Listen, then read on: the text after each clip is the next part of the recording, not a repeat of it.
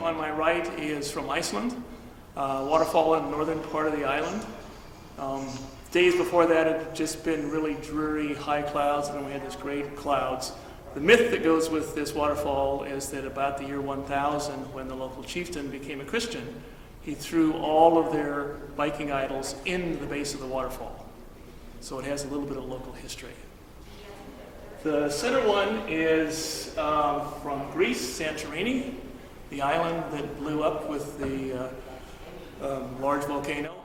Very popular tourist item, but there's an area that is mostly walkways. And so to houses, to churches, small, streets too small for cars, and just wandering around there in the middle of the day and looked over the edge of this wall and just liked the lines and the colors of this little door. It's not any significant building of anything, it's just sort of the back of a house. But I like the composition. And finally, on the left is from Spain, from Bilbao, the north coast of Spain, is the Guggenheim Museum, a modern art museum. And this is in the Basque area of the country.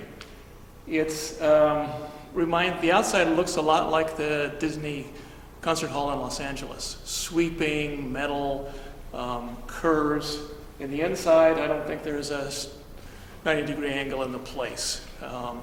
The art inside was not inspiring at all. It was large stuff that the building was much more interesting. And so I was intrigued by the angles, and luckily there was a blue sky outside. If it had been overcast, it would have been a dull picture.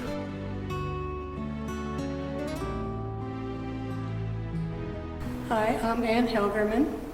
I've been interested in the Oriental arts for quite a long time, since early days, high school, a little bit before. So I've always been fascinated by the different aspects of the Oriental arts.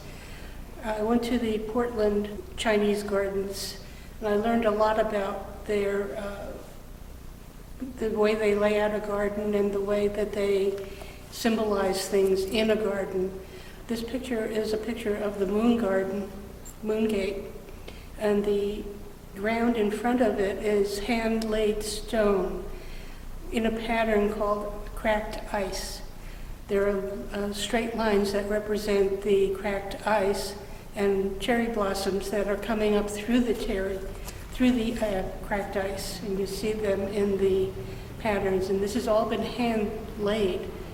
Every single stone was placed specifically by a person who's a great artist at that.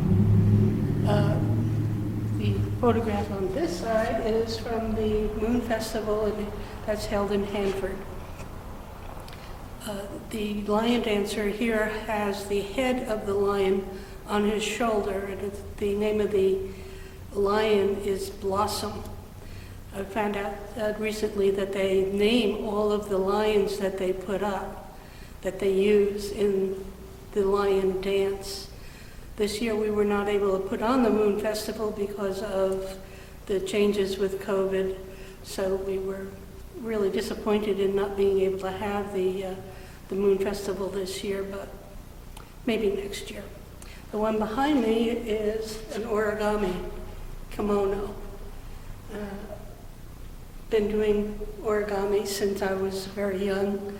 I found this very fascinating, so I just have fun with it. The paper itself has plum blossoms in it, and it's difficult to see in this one, but there are waves, and waves in the Japanese culture are very important. You see that in many different wood blocks, kimonos.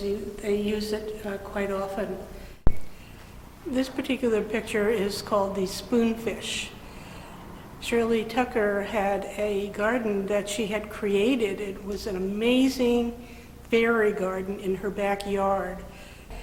The spoonfish was made out of a spoon. Someone had flattened a spoon and split the handle of the spoon so that the fish has an eye, a mouth, and a lovely floating tail.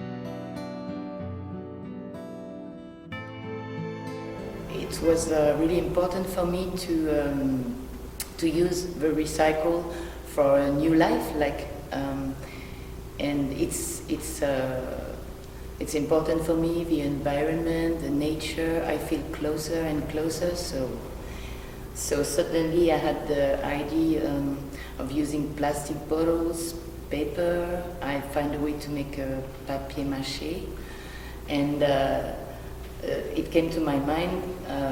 I started with a bottle, and suddenly I thought about her, because for me it's a female chimpanzee, and so I participate for a hard contest with Recycle, and I was surprised I won the third prize, and it was really for me important to know that it was touching people like it was touching me.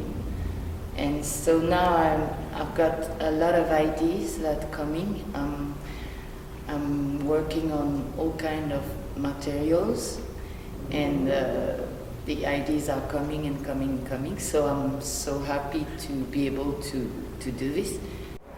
I wanted to make a table for my husband because he had no table on the side of the bed, but I wanted to make a special gift, and so I create this table. So it's just cardboard and glue, and you put layers and layers, and after it's pretty strong. It's really a table.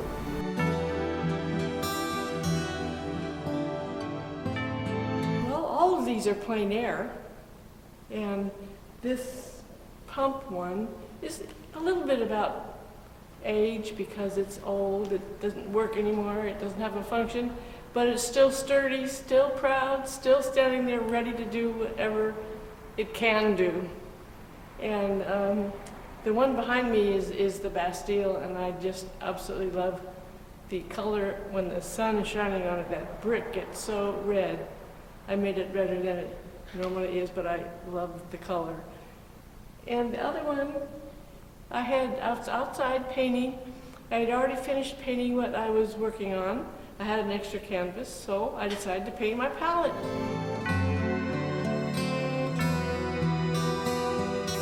I just want to tell you a little story about a trip that Donna Orozco and myself took up to Three Rivers back about 3-4 weeks ago, when the fires were raging hot not too far away, and everything around us was smoky. We saw water that was green, and as we were walking up one of the paths, a whole cavalcade of horses came galloping down the road, surprised us very much, on their way to greener pastures and on their way to the pond down below. But it was such a surprise to see them almost wild in this setting.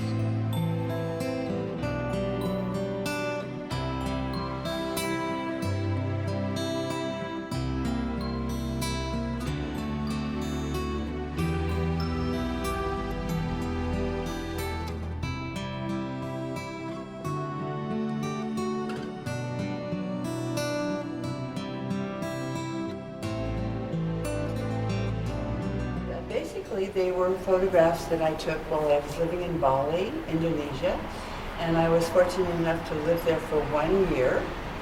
And I was teaching what you call karma yoga, which is, I was of service. I was teaching for free. Everything I did was for free. And I did all the things that I could do to try to give and be of service to the local people. In the meantime, I got to travel and I got to see the whole countryside and be part of the community. So this is a picture of, a typical picture of a local rice farmer. And this is Mount Batur with Mount Agung right behind it.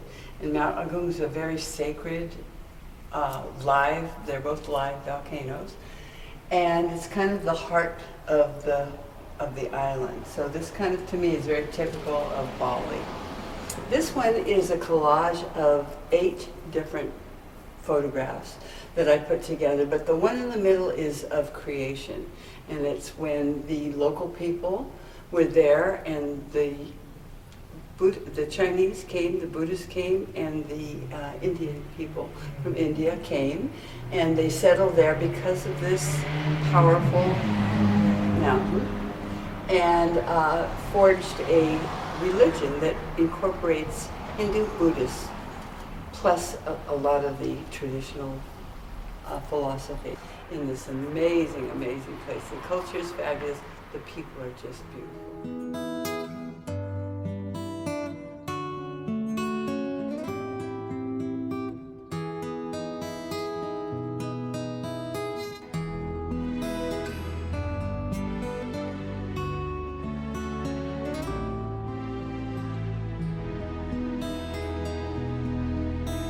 I'm showing here a few of my pieces that I did with my Tuesday group. Every Tuesday we go painting off of Friant, north of Fresno, and sometimes we're out in the weeds and Lost Lake, and sometimes we're at different houses that are out there.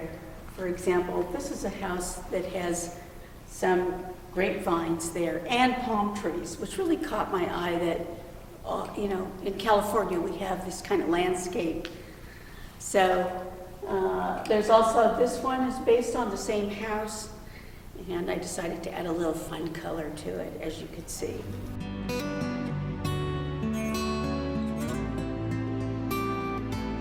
Start with the picture, blow it up to the size I want.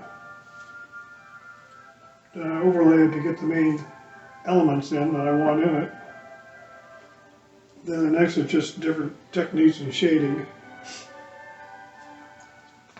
Crisscross patterns and so on and so forth that I've used all my life. Different ways of shading things.